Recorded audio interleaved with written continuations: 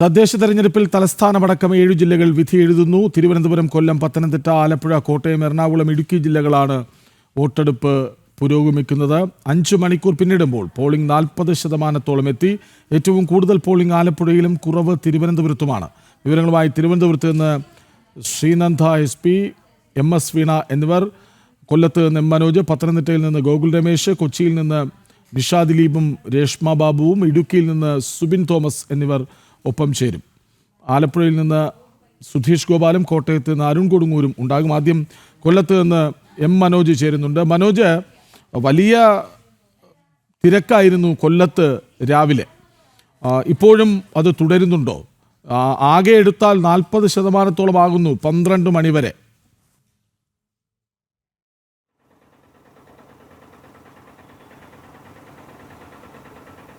കൃഷ്ണരാജ്, ഇപ്പോൾ 1:24, അതായത് ഇനി 1:30 കുറച്ച് മിനിറ്റുകൾ കൂടെ ബാക്കിയാണ്. 50% കടന്നിരിക്കുന്നു എന്നുള്ളതാണ് കൊല്ലം ജില്ലയിലെ ഈ പോളിംഗ് ശതമാനം. അതായത് കോർപ്പറേഷൻ എടുക്കുകയാണെങ്കിൽ 40% പിന്നിട്ടിരിക്കുന്നു. എന്തായാലും വലിയ തരത്തിലൊരു പോളിംഗ് തുടരുന്നുണ്ട് എന്നുള്ളതാണ്. ഇപ്പോഴും ഈ ബൂത്തുകളിൽ വോട്ടർമാർ അങ്ങനെ തന്നെ എത്തുന്നുണ്ട് എന്നുള്ളതാണ്. വോട്ട് രേഖപ്പെടുത്തുവാനായി ഓരോരുത്തരും അങ്ങനെ രാവിലെ എന്ന് മാത്രമല്ല ഈ സമയത്തും പോളിംഗ് ബൂത്തുകളിൽ തിരക്ക് അനുഭവപ്പെടുന്നുണ്ട്. സാധാരണയായി ഈ ഉച്ച സമയം, അതായത് 1 മണിക്ക് ശേഷം 2 മണിക്കിടയിലൊക്കെ ഭക്ഷണം കഴിക്കുന്ന സമയമായതുകൊണ്ട് തന്നെ അതോടൊപ്പം തന്നെ വെയിലുമുണ്ട്. അതുകൊണ്ട് സാധാരണ വോട്ടർമാർ ഈ സമയത്ത് അങ്ങനെ വരാറില്ല. വൈകിട്ടും രാവിലെയുമൊക്കെ ആയാണ് കൂടുതൽ പേരും എത്തുന്നത്. എങ്കിൽ പോലും ഇപ്പോഴും ആ ഒരു തിരക്ക് നമുക്ക് അനുഭവപ്പെടുന്നുണ്ട്. ഞാനിപ്പോൾ നിൽക്കുന്നത് ഈ കച്ചേരി ഡിവിഷനിലെ ബൂത്താണ്. ഇവിടെ തന്നെ 2 ഡിവിഷനുകൾക്കായി 4 ബൂത്തുകൾ ഈ തേവള്ളി ഗേൾസ് സ്കൂളിലാണ് ഉള്ളത്. എന്തായാലും ഇവിടെ ഇപ്പോഴും ഈ തിരക്ക് തുടരുന്നത് നമുക്ക് കാണാൻ സാധിക്കും. എല്ലാവരും അങ്ങനെ വോട്ട് രേഖപ്പെടുത്തുവാൻ വേണ്ടി എത്തിയിരിക്കുന്നവരാണ്. നാട്ടിലുണ്ടായിരുന്നവരും നാട്ടിൽ നിന്ന് മറ്റ് സ്ഥലങ്ങളിലേക്ക് ജോലിക്കൊക്കെ പോയിരുന്ന നിരവധി പേരുണ്ട്. അവരൊക്കെ ഈ വോട്ട് രേഖപ്പെടുത്തുവാനായി നാട്ടിലേക്ക് എത്തിയിരിക്കുകയാണ്. എന്തായാലും ഇത്തവണ വലിയ പ്രതീക്ഷയോടുകൂടിയാണ് ഓരോ വോട്ടർമാരും ഈ ഒരു വോട്ട് ചെയ്യുവാൻ വേണ്ടി ഇവിടേക്ക് എത്തിയിരിക്കുന്നത്. പോളിംഗ് സ്റ്റേഷനുകളിലേക്ക് എത്തുമ്പോൾ അവർ കൃത്യമായും രേഖകൾ എടുത്തുകൊണ്ട് വരണമെന്നുള്ള നിർദ്ദേശം അത് ഉദ്യോഗസ്ഥർ കൊടുത്തിരുന്നു. നമ്മൾ പലയിടത്ത് പോയപ്പോഴും കണ്ട ഒരു കാര്യം എന്ന് പറയുന്നത്, പലവരും, അതായത് വയസ്സായിട്ടുള്ള ആളുകളൊക്കെ കൃത്യമായിട്ടുള്ള രേഖകൾ കയ്യിൽ കരുതാതെ വോട്ടിടാൻ വരുമ്പോൾ അവർക്ക് അവിടെ നിന്നും തിരിച്ചു മടങ്ങേണ്ട ഒരു സാഹചര്യം ഉണ്ടാകുന്നുണ്ട്. പലയിടത്തും പിന്നീട് അവരെ സ്ഥാനാർത്ഥികളും അവിടെയുള്ള മുന്നണികളുടെ പ്രവർത്തകരൊക്കെ ചേർന്ന് വീട്ടിൽ പോയി ആ വോട്ടേഴ്സ് ID അല്ലെങ്കിൽ മറ്റ് രേഖകളൊക്കെ കൊണ്ടുവന്നാണ് തിരിച്ച് വോട്ട് ചെയ്യിപ്പിക്കുന്നത്. എന്തായാലും ഇപ്പോൾ അങ്ങനെ പോളിംഗ് തുടരുകയാണ്. ഇപ്പോഴും അങ്ങനെ കൊല്ലത്തെ തന്നെ തീരദേശ മേഖലകളിലടക്കം വലിയ തിരക്ക് അനുഭവപ്പെടുന്നുണ്ട് എന്നുള്ളത് തന്നെയാണ് നമുക്ക് മനസ്സിലാക്കാൻ സാധിക്കുന്നത്. അതോടൊപ്പം തന്നെ നഗരസഭകളിലും ഈ പോളിംഗ് ശതമാനം അങ്ങനെ തന്നെ കൂടുന്നുണ്ട്. നഗരസഭകൾ എടുക്കുകയാണെങ്കിൽ പരവൂരിൽ ഉച്ചയ്ക്ക് 1 മണി വരെ 46%, പുനലൂരിൽ 44%, കരുനാഗപ്പള്ളിയിലാണെങ്കിൽ 46%, കൊട്ടാരക്കരയിൽ 48%. ഇത്രയാണ് പോളിംഗ് നില 1 മണി വരെ നോക്കുമ്പോൾ നമുക്ക് മനസ്സിലാകുന്നത്. എന്തായാലും കഴിഞ്ഞ തവണത്തേക്കാൾ പോളിംഗ് കൂടുമോ എന്നുള്ളത് നമുക്ക് നോക്കിക്കാണേണ്ടിയിരിക്കുന്നു. എന്തായാലും എല്ലാവരും അങ്ങനെ തന്നെ വോട്ട് രേഖപ്പെടുത്തുവാൻ എത്തുന്ന ദൃശ്യങ്ങളാണ് നമ്മൾ കണ്ടുകൊണ്ടിരിക്കുന്നത്.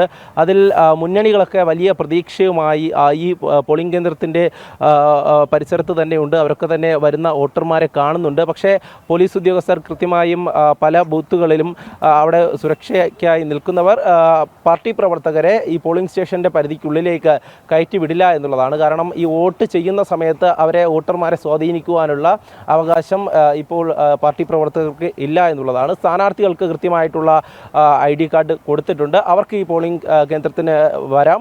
പക്ഷേ മറ്റ് പ്രവർത്തകർ, വോട്ട് ചെയ്തവരെല്ലാവരും കൃത്യമായും ഈ പോളിംഗ് സ്റ്റേഷൻ്റെ പരിസരത്ത് നിന്നും മാറി നിൽക്കണം എന്നുള്ള നിർദ്ദേശമടക്കം നൽകിയിട്ടുണ്ട്. എന്തായാലും വലിയ വിജയപ്രതീക്ഷയോടുകൂടി NDA അടക്കം ഇപ്പോൾ നമ്മളോട് പ്രതികരിച്ചിരുന്നു. കഴിഞ്ഞ സമയത്തൊക്കെ തന്നെ കൊല്ലം കോർപ്പറേഷനെ സംബന്ധിച്ചിടത്തോളം 6 സീറ്റിൽ, അതായത് അതിനു മുമ്പുള്ള തെരഞ്ഞെടുപ്പിൽ 2 സീറ്റാണ് NDAക്ക് ഉണ്ടായിരുന്നത്. അതിനുശേഷം നടന്ന തെരഞ്ഞെടുപ്പിൽ 6 സീറ്റായി. ഇനിയും അത് വർദ്ധിപ്പിച്ചുകൊണ്ട്, അതായത് ഒരു ഭരണം തന്നെ ലക്ഷ്യം വെച്ചുകൊണ്ടാണ് പ്രവർത്തനം എന്നുള്ള കാര്യം അത് നേരത്തെ തന്നെ നേതൃത്വം വ്യക്തമാക്കിയതാണ്.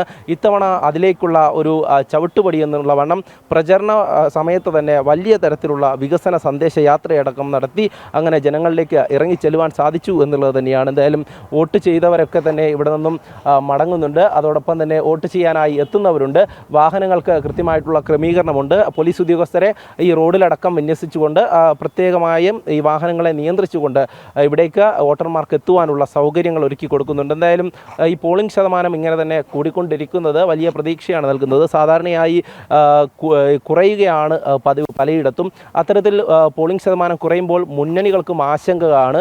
പക്ഷേ ഇത്തവണ പോളിംഗ് ശതമാനം ഇങ്ങനെ തുടരുന്നത് മുന്നണികൾക്ക് വലിയ തരത്തിലൊരു ആശ്വാസം പകരുന്നുണ്ട്. കാരണം ഞാൻ നേരത്തെ സൂചിപ്പിച്ചിരുന്നു, ഓരോ പോളിംഗ് സ്റ്റേഷനുകളിലും ബൂത്ത് ഏജൻറ്റുമാരുണ്ട്. അവരൊക്കെ തന്നെ കൃത്യമായും അവരുടെ ഡിവിഷനുകളിൽ നിന്ന് വരുന്ന വോട്ടർമാരെ ശ്രദ്ധിക്കുന്നുണ്ട്. ആരൊക്കെ വോട്ട് രേഖപ്പെടുത്തി, ഇനി ആരൊക്കെ വോട്ട് രേഖപ്പെടുത്തുവാനുണ്ട് എന്നുള്ള കാര്യം കൃത്യമായും പുറത്തുള്ളവരെ വിവരം അറിയിച്ചുകൊണ്ട് അവരെ എത്രയും വേഗം ഈ പോളിംഗ് സ്റ്റേഷനിലേക്ക് എത്തിക്കുവാനുള്ള നടപടിയാണ് സ്വീകരിക്കുന്നത്. അത് എല്ലാ ഭാഗത്തും, എല്ലാ മുന്നണികളുടെ ഭാഗത്തു നിന്നും ഉണ്ടാകുന്നു എന്നുള്ളതാണ്. എന്തായാലും ഒരു ഇന്ത്യൻ പൗരൻ്റെ അവകാശമാണ് തൻ്റെ വോട്ട് എന്നുള്ളത്. അത് രേഖപ്പെടുത്തുക എന്നുള്ളത്. അതിൽ നിന്നും മാറി ആരെങ്കിലും നിൽക്കുകയാണെങ്കിൽ അവരെ കൂടെ ഈ പോളിംഗ് സ്റ്റേഷനുകളിൽ എത്തിച്ചുകൊണ്ട് ഈ ജനാധിപത്യത്തിൻ്റെ ഈ മഹോത്സവത്തിൽ പങ്കാളിയാക്കുക എന്നുള്ളത് തന്നെയാണ് ഓരോ മുന്നണികളുടെയും പ്രവർത്തകരുടെയും ഒക്കെ ലക്ഷ്യം. അതങ്ങനെ തുടർന്നുകൊണ്ടേ ഇരിക്കുകയാണ്. കൊല്ലത്തെ സംബന്ധിച്ചിടത്തോളം നേരത്തെ ഞാൻ സൂചിപ്പിച്ചിരുന്നു, NDAക്ക് വലിയ വിജയപ്രതീക്ഷ ഉണ്ട് എന്നുള്ളത്. അത് ഈ കോർപ്പറേഷൻ പരിധിയിലാണെങ്കിൽ കോർപ്പറേഷനെ സംബന്ധിച്ചിടത്തോളം നിരവധിയായിട്ടുള്ള വികസന പ്രശ്നങ്ങൾ ഇന്ന് ജനങ്ങൾ നേരിടുന്നുണ്ട്. രാവിലെ തന്നെ നമ്മളോട് സംസാരിച്ചിട്ടുണ്ടായിരുന്ന സ്ഥാനാർത്ഥികളടക്കം പറഞ്ഞിരുന്നു, കുടിവെള്ള പ്രശ്നമായാലും അതോടൊപ്പം തന്നെ മറ്റ് അടിസ്ഥാന സൗകര്യങ്ങളുടെ പ്രശ്നങ്ങളായാലും അതൊക്കെ തന്നെ നിലനിൽക്കുന്ന ഒരു സാഹചര്യം കൂടിയാണ്. അപ്പോൾ ജനങ്ങൾ കൃത്യമായും അത് ചൂണ്ടിക്കാണിക്കുന്നുണ്ട്. അതിൽ കൃത്യമായിട്ടുള്ള മറുപടി നൽകുവാനാണ് തങ്ങളുടെ വോട്ട് രേഖപ്പെടുത്തുക എന്നുള്ള പ്രതികരണങ്ങളൊക്കെ ഒരുപാട് ഭാഗത്തു നിന്നും വന്നിട്ടുണ്ട്. എന്നും ഒരു കാൽനൂറ്റാണ്ടായി ഒരു ഇടതു കോട്ട എന്നുള്ള നിലയിലാണ് ഈ കൊല്ലം ജില്ലയിലെ വിവിധ ഇടങ്ങൾ നിലനിന്ന് പോന്നിരുന്നത്. പക്ഷേ ഇത്തവണ ഉയർന്ന ചോദ്യം ആ ഇടതു കോട്ട ഇളകുമോ എന്നുള്ള ചോദ്യം തന്നെയാണ്. കാരണം ജനങ്ങളുടെ ഭാഗത്തു നിന്നടക്കം അങ്ങനെയാണ് പ്രതികരണം. എന്തായാലും അതിലൊരു മാറ്റം ഉണ്ടാകുമെന്നുള്ള പ്രതീക്ഷയോടെയാണ് ഓരോ സ്ഥാനാർത്ഥികളടക്കം ഇവിടേക്ക് എത്തുന്നത്. എന്തായാലും പോലീസിൻ്റെ കൃത്യമായിട്ടുള്ള നിയന്ത്രണം അത് പലയിടങ്ങളിലും പരാതികളും ഉയരുന്നുണ്ട് എന്നുള്ളതാണ്. ചിലയിടങ്ങളിൽ ഈ പ്രവർത്തകർ ഈ പോളിംഗ് സ്റ്റേഷനുകൾ ഉള്ളിലേക്ക് കയറി വോട്ടർമാരെ സ്വാധീനിക്കുന്നത് പരാതിയായി ഉയരുന്നുണ്ട്. അതോടൊപ്പം തന്നെ ഞാൻ രാവിലെ സൂചിപ്പിച്ചത് വോട്ടിംഗ് യന്ത്രങ്ങളുടെ തകരാറുകൾ അത് ചിലയിടത്ത് റിപ്പോർട്ട് ചെയ്തിരുന്നു. പക്ഷേ അതൊക്കെ പരിഹരിച്ച് മുന്നോട്ട് പോകുന്നുവെന്നാണ് അറിയിച്ചിട്ടുള്ളത്. രാവിലെ പ്രധാനപ്പെട്ട ഒരു കാര്യം പറയാനുള്ളത്, രാവിലെ ഒരു ഡിവിഷനിലേക്ക് കൊണ്ടുവന്ന വോട്ടിംഗ് യന്ത്രം മാറിപ്പോയി എന്നുള്ളതാണ്. അത് ഉദ്യോഗസ്ഥരുടെ ശ്രദ്ധക്കുറവായിരുന്നു എന്നുള്ളത് കൃത്യമായും മനസ്സിലാക്കാം. അതിലൊരു നടപടി ആവശ്യപ്പെടുന്നുണ്ട്. വിവരങ്ങൾ നൽകിയത്. ഇപ്പോൾ പത്തനംതിട്ടയിൽ നിന്ന് ഗോകുൽ രമേശ് ഒപ്പം ചേരുന്നുണ്ട്. ഗോകുൽ, എങ്ങനെയാണ് അവിടുത്തെ ചിത്രം? കൃഷ്ണരാജ്, ഇപ്പോൾ സമയം ഉച്ചയായതോടുകൂടി പോളിംഗ് സ്റ്റേഷനുകളിലേക്ക് വോട്ടർമാരുടെ വരവ് ഗണ്യമായിട്ട് കുറഞ്ഞിരിക്കുന്ന കാഴ്ചയാണ് കാണുവാനായിട്ട് സാധിക്കുന്നത്. നമ്മളിപ്പോൾ നിൽക്കുന്നത് കവിയൂർ പഞ്ചായത്തിലുള്ള കവിയൂർ NSS ഹയർ സെക്കൻഡറി സ്കൂളിലെ പോളിംഗ് ബൂത്തിലാണ്. ഇവിടെ ഈ സമയത്ത് വോട്ടർമാരും തന്നെ കാണുവാനായിട്ട് സാധിക്കുന്നില്ല. പൂർണ്ണമായിട്ടും പോളിംഗ് ബൂത്തുകൾ രണ്ടും ഒഴിഞ്ഞു കിടക്കുന്ന ഒരു സാഹചര്യമാണ്. നിലവിൽ ഉച്ചയായതുകൊണ്ടാണ്. രാവിലത്തെ മണിക്കൂറുകളിലൊക്കെ തന്നെ ജില്ലയിൽ പല ബൂത്തുകളിലും വലിയ നിര വോട്ടർമാരെ കാണുവാനായിട്ട് സാധിക്കുകയും ചെയ്തിട്ടുണ്ടായിരുന്നു. അതായത് ആദ്യ മണിക്കൂറുകളിൽ തന്നെ പരമാവധി വോട്ടർമാർ വോട്ട് ചെയ്ത് മടങ്ങുന്ന കാഴ്ചയാണ് പത്തനംതിട്ട ജില്ലയിൽ നിന്ന് കാണുവാനായിട്ട് സാധിച്ചിരിക്കുന്നത് എന്നുള്ളതാണ് നമുക്ക് പറയുവാനായിട്ട് സാധിക്കുന്നത്. ഒപ്പം ഈ രാഷ്ട്രീയ പാർട്ടികളും ആ കാര്യങ്ങളിൽ തന്നെയായിരുന്നു ശ്രദ്ധ. അതായത് അവരുടെ വോട്ടുകൾ പരമാവധി രാവിലെ തന്നെ ആൾക്കാരെ കൊണ്ട് ചെയ്യിപ്പിക്കുക എന്നുള്ളൊരു ഉത്തരവാദിത്തത്തിലായിരുന്നു അവരുടെ പ്രവർത്തനങ്ങൾ ഉടനീളം നടക്കുകയും ചെയ്തിരിക്കുന്നത്. എന്തായാലും 40% പോളിംഗിലേക്ക് പത്തനംതിട്ട ജില്ലയിൽ ഈ സമയത്ത് ഇപ്പോൾ കാര്യങ്ങൾ എത്തിച്ചേർന്നിരിക്കുകയാണ്. ഒപ്പം നഗരസഭകളുടെ കണക്കുകൾ പരിശോധിക്കുകയാണെങ്കിൽ ഏറ്റവും ശ്രദ്ധേയം പന്തളം നഗരസഭയിലാണ് നിലവിൽ ഏറ്റവും കൂടുതൽ പോളിംഗ് ഈ സമയം വരെ രേഖപ്പെടുത്തിയിരിക്കുന്നത് എന്നുള്ള കണക്കുകളാണ് ഏറ്റവും ഒടുവിലായിട്ട് ഇപ്പോൾ പുറത്തു വന്നിരിക്കുന്നത്. അതായത് 4 നഗരസഭകളാണ് പത്തനംതിട്ട ജില്ലയിലുള്ളത്. അടൂരിൽ 43%, പത്തനംതിട്ട നഗരസഭ 44%, തിരുവല്ലയിൽ 39%, പന്തളം നഗരസഭ 49.22% എന്നുള്ളതാണ്. പന്തളം നഗരസഭയുടെ പ്രത്യേകത നമുക്കറിയാം, BJP ഭരിക്കുന്ന നഗരസഭയാണ്. പരമാവധി പോളിംഗ് ഈ നഗരസഭയിൽ പന്തളത്ത് തന്നെ ഈ സമയത്തോടു കൂടി തന്നെ പൂർത്തിയായി കഴിഞ്ഞിരിക്കുന്നു എന്നുള്ളത് തന്നെയാണ് ഏറെ ശ്രദ്ധേയമായിട്ടുള്ള കാര്യം. BJP തുടർഭരണം ലക്ഷ്യമിടുന്ന ഒരു നഗരസഭ കൂടിയിട്ടാണ് പന്തളം എന്ന് പറയുന്നത്. നിലവിൽ അവിടെ 18 കൗൺസിലർമാരായിരുന്നു BJPക്ക് ഉണ്ടായിരുന്നത്. 33 സീറ്റുകളിൽ 18-ൽ കൂടുതൽ സംഖ്യയിലേക്ക് ഈ അംഗങ്ങളുടെ എണ്ണം വർദ്ധിപ്പിക്കാനാകും എന്നുള്ളൊരു ശുഭാപ്തി വിശ്വാസത്തിലും പ്രതീക്ഷയിലും ആത്മവിശ്വാസത്തിലുമാണ് BJP ഉള്ളത്. ഒപ്പം നമ്മളിപ്പോൾ നിൽക്കുന്ന ഈ പഞ്ചായത്ത് കവിയൂർ പഞ്ചായത്തും BJP ഭരിക്കുന്ന പഞ്ചായത്താണ്. കവിയൂർ പഞ്ചായത്തിനും കൂടുതൽ അംഗങ്ങളെ നേടിക്കൊണ്ട് ഭരണ തുടർച്ച തന്നെയാണ് BJP ലക്ഷ്യം വെക്കുന്നത്. അതുകൂടാതെ തന്നെ ചെറുകോൽ പഞ്ചായത്തും കൂടാതെ കുളനട പഞ്ചായത്തും BJP BJP ഭരിക്കുന്ന പഞ്ചായത്തുകളാണ്. ഈ 3 ഗ്രാമപഞ്ചായത്തുകളും ഒരു നഗരസഭയുമാണ് പത്തനംതിട്ട ജില്ലയിൽ BJP ഭരിക്കുന്നത്. ഇക്കുറി ആ ഭരണസാരഥ്യത്തിലേറുന്ന തദ്ദേശ സ്ഥാപനങ്ങളുടെ എണ്ണത്തിൽ വലിയ മുന്നേറ്റം ഉണ്ടാക്കാനാകുമെന്നുള്ളൊരു പ്രതീക്ഷ BJP ജില്ലാ നേതൃത്വം ഉടനീളം പങ്കുവച്ചിട്ടുണ്ടായിരുന്നു. കൂടുതൽ പഞ്ചായത്തുകൾ, ആറന്മുള, നാരങ്ങാനം അടക്കമുള്ള പഞ്ചായത്തുകളിൽ കൂടി ഭരണത്തിൽ ഏറാൻ സാധിക്കുമെന്നുള്ളൊരു ഉറച്ച വിശ്വാസമുണ്ടായിരുന്നു. ഒപ്പം ബ്ലോക്ക് പഞ്ചായത്തുകളിലേക്കും ജില്ലാ പഞ്ചായത്തിലേക്കും കൂടുതൽ അംഗങ്ങളെ വിട്ടയക്കാനും BJPക്ക് സാധിക്കുമെന്നുള്ളൊരു പ്രതീക്ഷയാണുള്ളത്. അതിന് കാരണമെന്ന് പറയുന്നത് BJP കൃത്യമായിട്ട് അടിത്തട്ടിൽ വർക്ക് ചെയ്തിട്ടുണ്ടായിരുന്നു. അത് മാത്രമല്ല, ഇടത് വലത് മുന്നണികൾ കൃത്യമായിട്ട് പ്രതിരോധത്തിലായിരുന്നു ഈ പ്രചരണ കാലത്തിലുടനീളം എന്നുള്ളതുമാണ് BJPയുടെ ആത്മവിശ്വാസം വർദ്ധിപ്പിക്കുന്ന കാര്യം. പ്രത്യേകിച്ച് നമ്മൾ രാവിലെ മുതൽ പറയുന്ന ശബരിമല സ്വർണ്ണ കവർച്ചയായാലും UDFനെ വെട്ടിലാക്കുന്ന രാഹുൽ മാങ്കൂട്ടത്തിൽ വിഷയമായാലും ഒക്കെ തന്നെ BJPക്ക് കൃത്യമായിട്ട് മേൽക്കൈ നേടിത്തന്നിരിക്കുന്ന വിഷയങ്ങളാണ്. പ്രത്യേകിച്ച് ഇടത് വലത് മുന്നണികളെ കടുത്ത പ്രതിരോധത്തിലാക്കിയിരിക്കുന്ന വിഷയങ്ങൾ കൂടിയിട്ടാണ്. ജനങ്ങൾക്കിടയിൽ കൃത്യമായിട്ട് ആ വിഷയങ്ങളൊക്കെ സ്വാധീനം ചെലുത്താൻ സാധിക്കുന്നവയായിരുന്നു. അതുകൂടാതെ ഓരോ പ്രദേശത്തും ഉണ്ടായിട്ടുള്ള അവിടുത്തെ പ്രാദേശികമായിട്ടുള്ള ജനകീയ വിഷയങ്ങളടക്കം, പ്രത്യേകിച്ച് ഗതാഗത വിഷയങ്ങളുണ്ട്, റോഡിൻ്റെയും കുടിവെള്ളത്തിൻ്റെയും അടക്കം പ്രശ്നങ്ങൾ എല്ലാ സ്ഥലത്തും നിലനിൽക്കുന്നുണ്ട്. ആ വിഷയങ്ങൾ കൃത്യമായിട്ട് ചൂണ്ടിക്കാട്ടിക്കൊണ്ട് തന്നെയാണ് BJP അവരുടെ ഒരു പ്രചരണം മുന്നോട്ട് കൊണ്ടുപോവുകയും ചെയ്തിരിക്കുന്നത്. എന്തായാലും BJPയെ സംബന്ധിച്ചിടത്തോളം ഏറ്റവും ശക്തമായിട്ടുള്ളൊരു മണ്ണാണ് പത്തനംതിട്ട എന്ന് പറയുന്നത്. കൃത്യമായിട്ട് വേരോട്ടമുള്ളൊരു മണ്ണാണ്. സംഘടനാ സംവിധാനം കൃത്യമായിട്ട് പ്രവർത്തിക്കുന്ന ഒരു ജില്ലയാണ് പത്തനംതിട്ട എന്ന് പറയുന്നത്. അതുകൊണ്ട് തന്നെ തദ്ദേശ തെരഞ്ഞെടുപ്പിൽ കൂടുതൽ മുന്നേറ്റം, കഴിഞ്ഞ തെരഞ്ഞെടുപ്പിൽ ഉണ്ടായതിനേക്കാൾ ഇരട്ടിയിലധികം മുന്നേറ്റം ഇക്കുറി BJP പത്തനംതിട്ടയിൽ പ്രതീക്ഷിക്കുകയും ചെയ്യുകയാണ്. തിരുവനന്തപുരത്ത് നിന്നൊപ്പം ചേരുന്നുണ്ട് ശ്രീനന്ദ. തിരുവനന്തപുരത്ത് രാവിലെ പൊതുവെ വോട്ട് ചെയ്യാനെത്തിയവരുടെ എണ്ണം കുറവായിരുന്നു. ഒരുപക്ഷെ ആലപ്പുഴയിൽ ഏറ്റവും കൂടുതൽ, തിരുവനന്തപുരത്ത് ഏറ്റവും കുറവ്. അതാണ് 12 മണി വരെയുള്ള കണക്കുകൾ. തിരുവനന്തപുരത്ത് ഉച്ചനേരത്ത് തിരക്കുണ്ടോ?